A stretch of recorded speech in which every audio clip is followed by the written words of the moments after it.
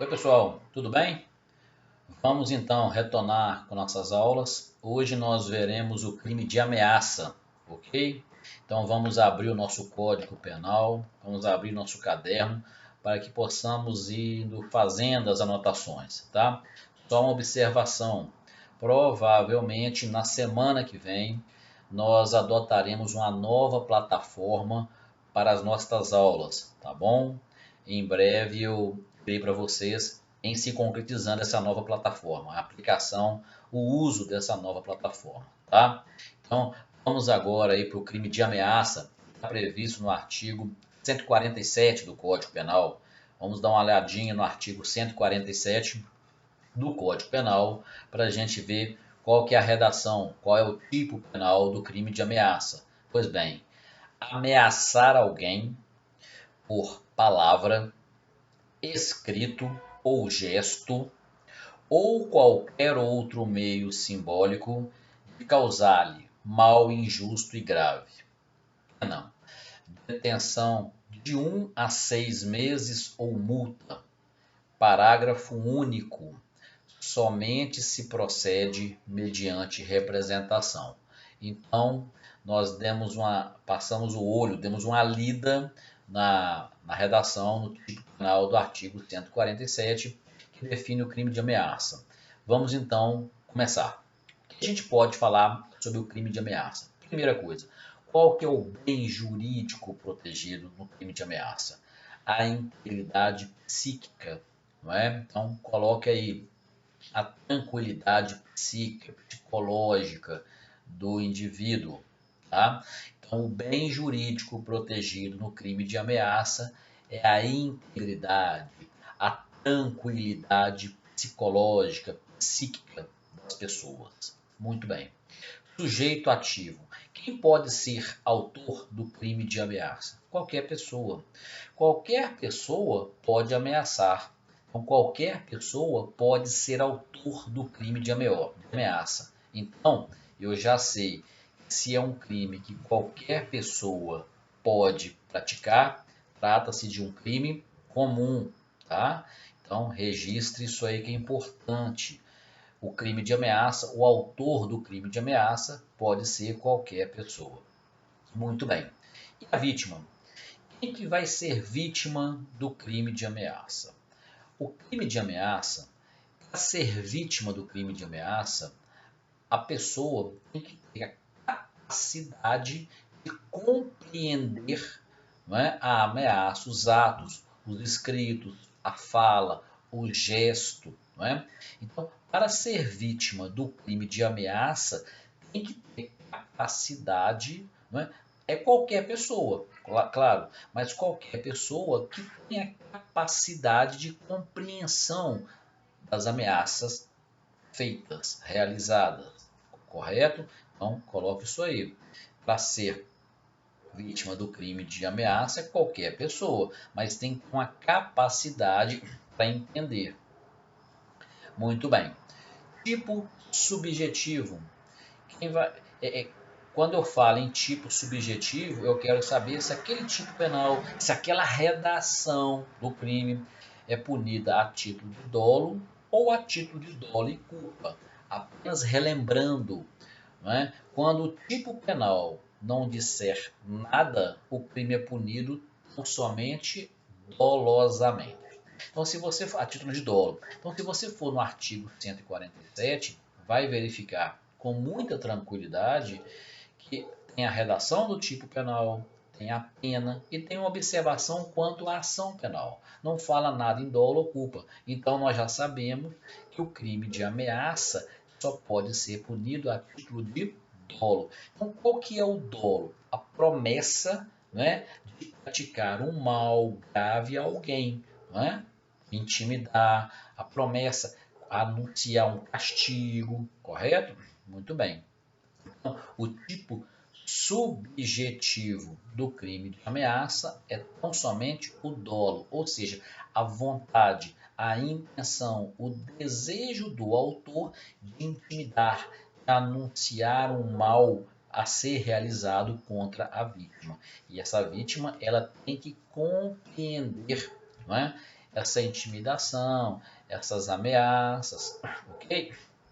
Muito bom. Então, vemos agora o tipo objetivo do crime de ameaça. O que é o tipo objetivo do...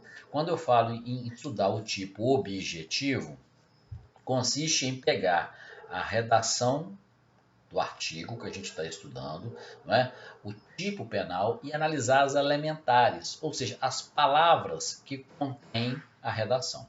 Então, o que é importante de ser dito aqui? Primeira coisa, olha que interessante. O legislador, quando ele elaborou o artigo 147, ele fez a seguinte redação: ameaçar alguém por palavra, escrito ou gesto, ou qualquer outro meio simbólico. Então, o que a gente tem de importante nesse artigo 147? Quais são os meios a serem utilizados para se realizar a ameaça, a intimidação? Muito bem. Escritos, palavras, gestos, olha bem, ou qualquer outro meio simbólico. Que técnica é essa que o legislador utilizou? Ele usou a técnica chamada interpretação analógica. O que é a interpretação analógica? O legislador, quando ele elaborou a redação do artigo 147, ele citou 3 meios para se realizar a ameaça: palavras, escritos ou gestos. E aí utilizou depois uma expressão vaga, né, que poderia abranger outros meios. Que expressão é essa? Qualquer outro meio simbólico. Porque ele reconheceu, e o legislador reconheceu, que era impossível a ele anotar na redação todos os meios de se praticar uma ameaça, inclusive considerando a evolução dos tempos. Né? Então ele adota muito essa técnica da interpretação analógica, ele adota essa técnica da interpretação analógica, por exemplo, no homicídio e diversos outros crimes que nós já vimos e veremos adiante também. Tá? Então, quais são esses outros meios? Quais são esses símbolos? Então, algumas considerações importantes para a gente colocar. Primeira coisa, exemplos de ameaça. Exibição de um boneco todo furado com agulhas, né? Afixar emblemas vinculados a associações criminosas, por exemplo, o PCC, pichar na parede da casa do indivíduo, no muro da casa do indivíduo, dizeres que levam à conclusão que são ameaças, não é? Mandar uma caveira dentro de uma caixa, uma galinha morta, correto? Ou até mesmo ameaçar verbalmente, ameaçar através de uma mensagem de WhatsApp, não é? Por e-mail, muito bem. Agora, o que é, no que consiste essa ameaça? Essa ameaça, ela tem que ser um mal, né? Prometer realizar um mal injusto e um mal grave. Mas tem que ser algo verossímil, algo possível de acontecer, algo crível. Então, como assim? Olha bem, se alguém chegar e falar assim para você, vai para o inferno, um raio te parta, isso é ameaça? Não, não é ameaça. Então, mandar, vai para o inferno, que um raio te parta, isso não consiste em ameaça. Por quê?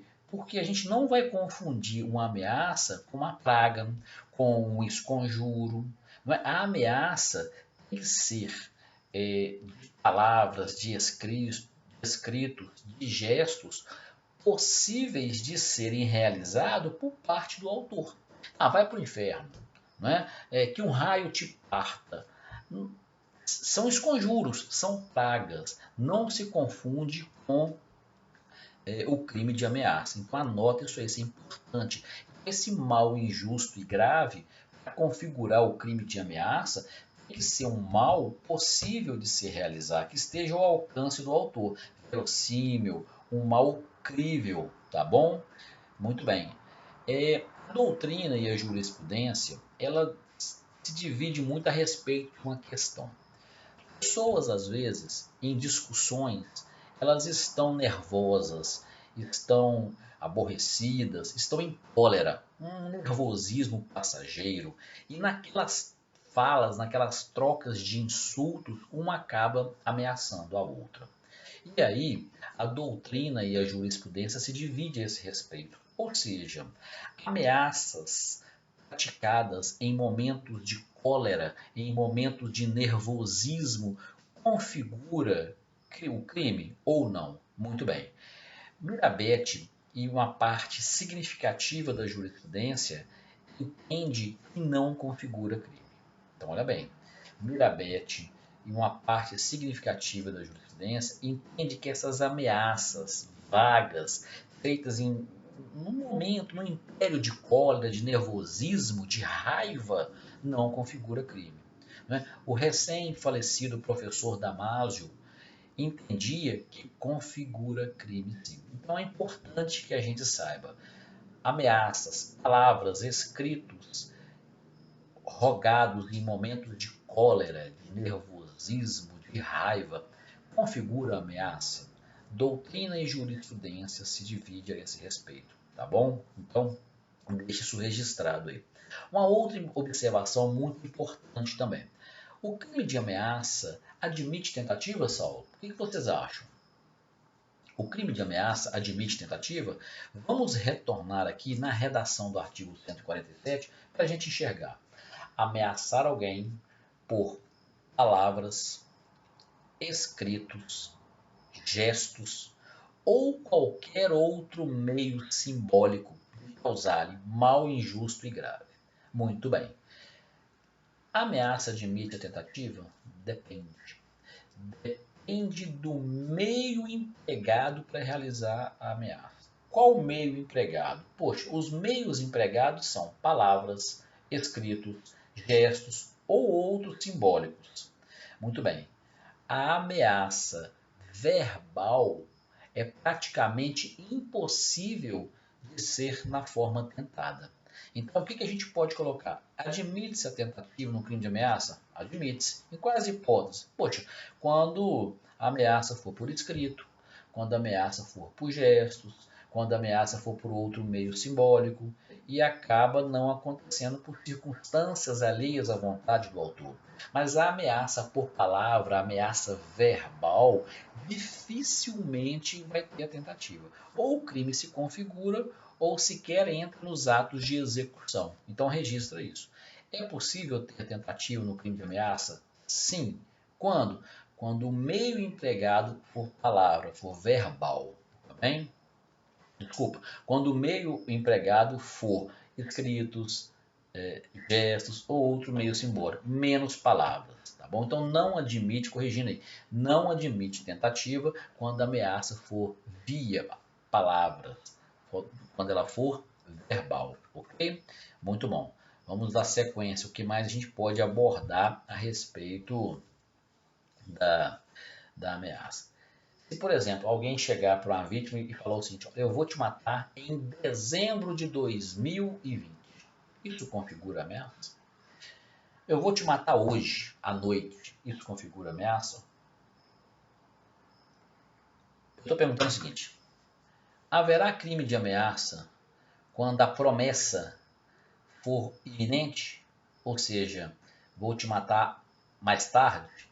Ou terei também crime de ameaça quando essa ameaça for futura, essa promessa for bem futura? Olha, vou te matar em dezembro de 2020.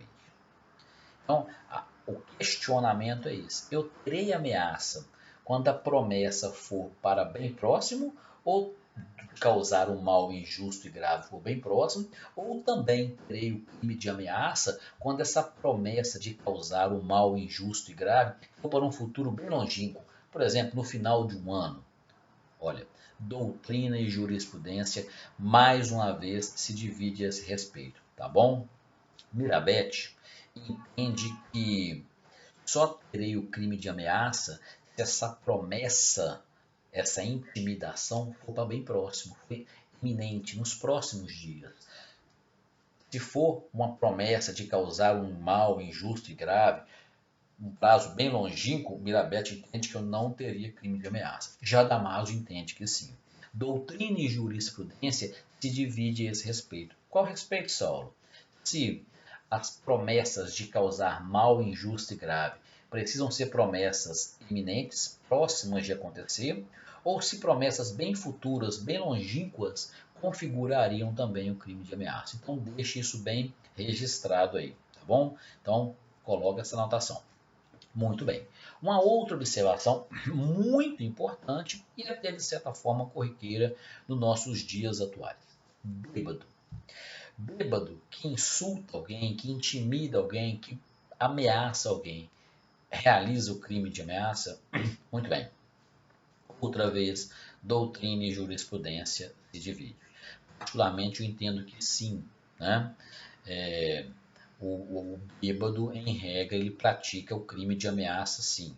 Damaso já faz um trabalho, uma linha de raciocínio um pouco mais amena a respeito disso, dizendo que vai depender do caso concreto, do grau de embriaguez, para poder fazer essa análise, ou seja, se extrair daquela conduta do bêbado a existência do dolo ou não. Tá? O crime de ameaça é um crime simples, né? Não temos uma abordagem necessária muito profunda para ser realizada. Uma observação muito importante que você vai colocar aí. Coloca-se importante demais para o crime de ameaça. Primeiro, o crime de ameaça é de ação penal pública condicionada à representação, ou seja, a vítima tem que manifestar o interesse. É no parágrafo único do 147, ou seja, só se procede mediante representação. Então eu já sei que é um crime. Para que possa haver o procedimento policial e criminal adequado, a vítima tem que manifestar o interesse, tem que autorizar, tem que representar, ok? Agora, muito importante, isso talvez eu acredito seja o tema mais atual a respeito do crime de ameaça. Qual o procedimento que se gera no crime de ameaça? Muito bem. Eu posso dizer que eu tenho duas espécies de crime de ameaça. Eu tenho o crime de ameaça geral, que é aquele que qualquer pessoa sendo vítima do crime vai se lavrar um TCO. Por que é um TCO? Termo circunstanciado de ocorrência, nos moldes da Lei do 9.099 de 95, porque é um crime de pequeno potencial ofensivo. Como que eu sei que o crime de pequeno potencial ofensivo? Porque é um crime que a pena máxima dele é inferior a 2 anos. Tá? Mas aí vem o que a gente tem que anotar com muito cuidado. Toda ameaça vai gerar o TCO, ou seja, o autor preso, ele assina um termo de compromisso para comparecer a uma audiência e é liberado? Em regra, sim. No entanto, quando esta ameaça for praticada em âmbito doméstico ou familiar, conforme a Lei Maria da Penha, não teremos a lavratura do TCO. Ou seja, o simples fato do autor assinar o termo de compromisso não vai eximi-lo para ir embora. Então veja bem, eu tenho duas situações por crime de ameaça. A primeira é, quando a vítima for qualquer pessoa, o autor vai assinar um termo se comprometendo a comparecer em audiência e é liberado. Agora, se a vítima se enquadrar naquelas hipóteses da Lei 11.340, que trata da Lei Maria da Penha, que trata da violência doméstica e familiar, ou seja, os parentes de uma maneira geral, né? Pai enquadra, mãe enquadra, perfeito? Nessas hipóteses, se houver mãe enquadra, irmã enquadra, tá corrigindo isso aí. Então, naquelas hipóteses em que a vítima for mulher e representar contra o autor, veja bem, não é qualquer autor, tem que ser um autor em âmbito doméstico, familiar, parente, naquelas hipóteses que a Lei Maria da Penha aborda. Qual o procedimento? Lavratura de auto de prisão em flagrante delito por crime de ameaça. Então, o crime de ameaça é um crime de pequeno potencial ofensivo? É um crime de pequeno potencial ofensivo, porque a pena máxima dele é de até 2 anos. Ok? Então, o procedimento normal é lavratura de TCO. Eu posso dizer Contudo, que, mesmo sendo de pequeno potencial ofensivo, nos casos de violência doméstica ou familiar, ou seja, se autor e vítima se enquadrarem nas hipóteses da Lei Maria da Penha e houver representação da vítima, não se lavra TCO, faz a prisão em flagrante do autor, arbitra-se uma fiança e, caso não é feito o pagamento da fiança, ele é apresentado em juízo para uma audiência de custódia. Então, isso é o mais importante. Então, o crime de ameaça pode gerar dois procedimentos distintos, ter duas consequências, dois caminhos distintos. O comum, o primeiro, que é a lavratura de TCO. Quando que vai ser? Quando entre autor e vítima não houver uma relação doméstica, não houver uma relação de coabitação, não houver uma relação familiar. Ok? Por outro lado, a ameaça, ao invés de gerar um TCO, pode gerar um auto de prisão em flagrante delito. Quando isso? Quando entre autor e vítima houver relação doméstica, familiar, namorado que ameaça namorada, não é?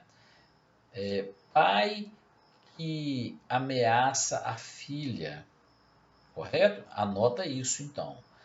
Nestas hipóteses, o autor não vai se eximir assinando um termo. Se houver representação da vítima, lavra-se o auto de prisão em flagrante delito e arbitra-se uma fiança para o autor.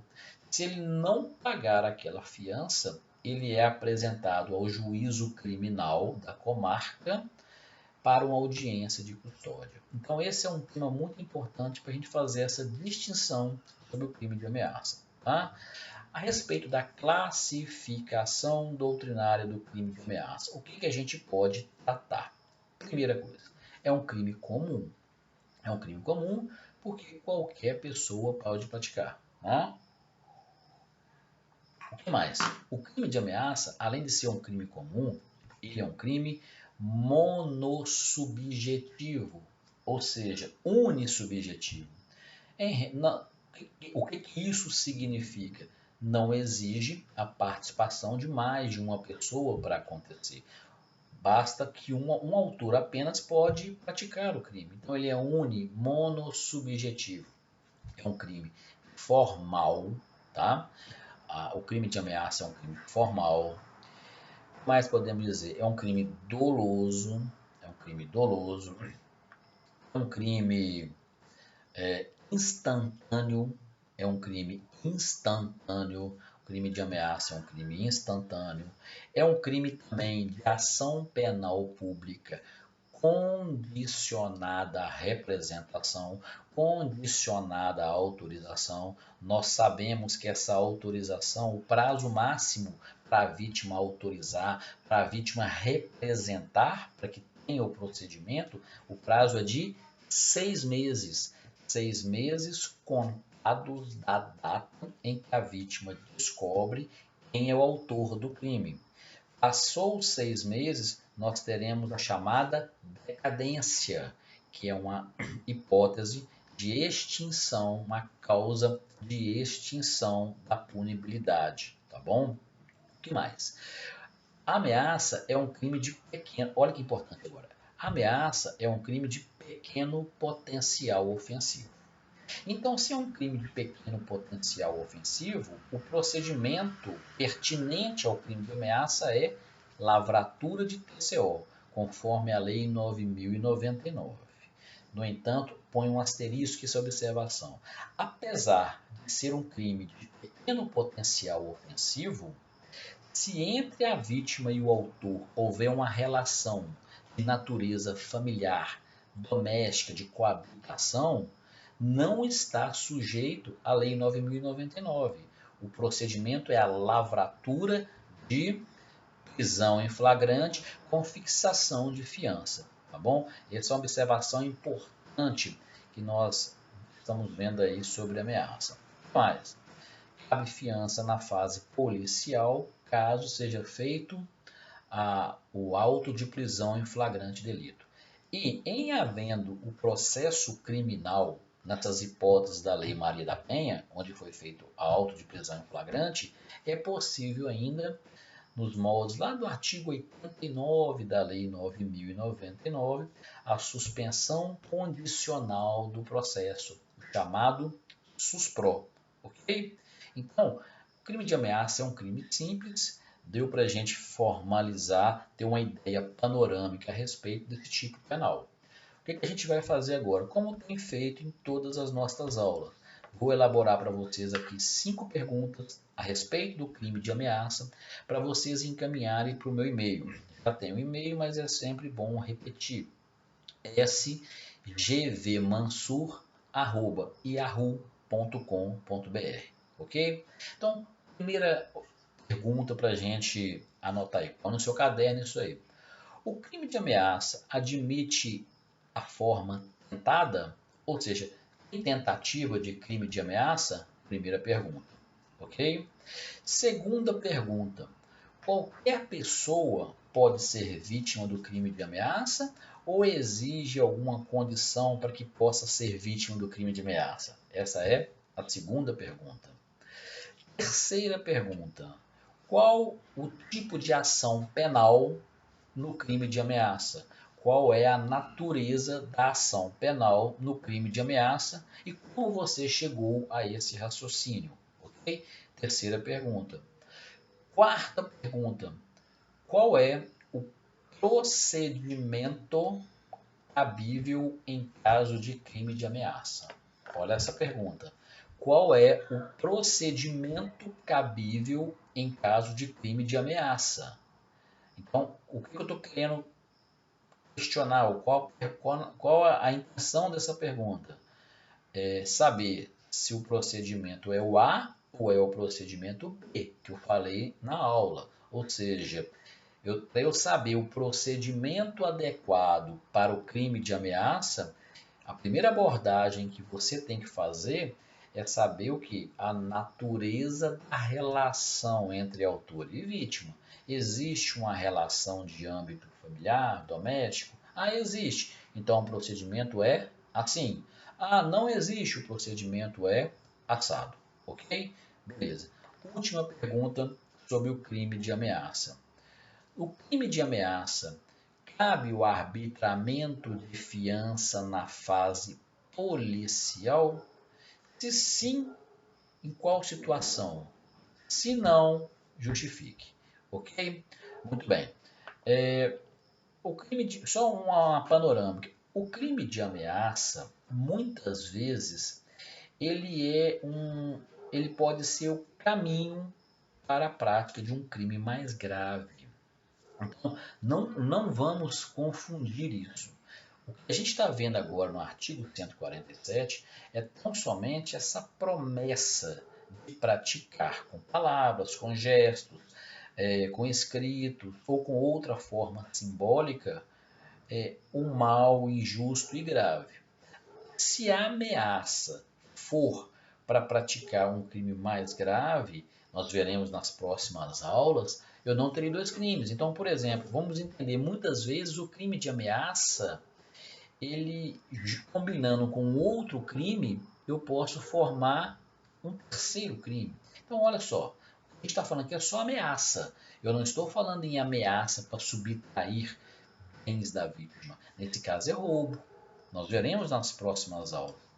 Observa isso. Então, o que é o roubo, por exemplo? O roubo nada mais é do que o somatório de 2 crimes: ameaça e furto, ou lesão corporal e furto.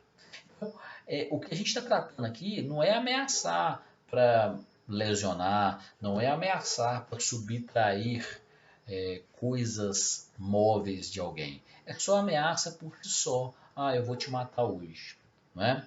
Eu vou te esfaquear hoje. Só isso, tá bom? Para a gente não ficar indo além do que a matéria no momento. A gente está vendo tão somente um crime simples, um crime básico, que ele serve muitas vezes de sustentáculo para outros crimes mais complexos, tá bom?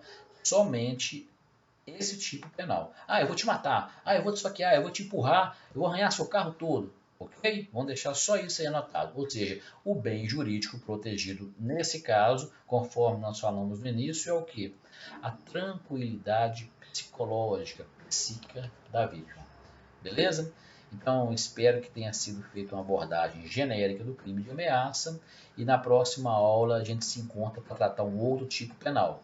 Vou esperar de vocês os e-mails com as respostas a essas 5 perguntas que a gente fez, tá bom? Um abraço para vocês aí, fique com Deus e até mais. Tchau, tchau.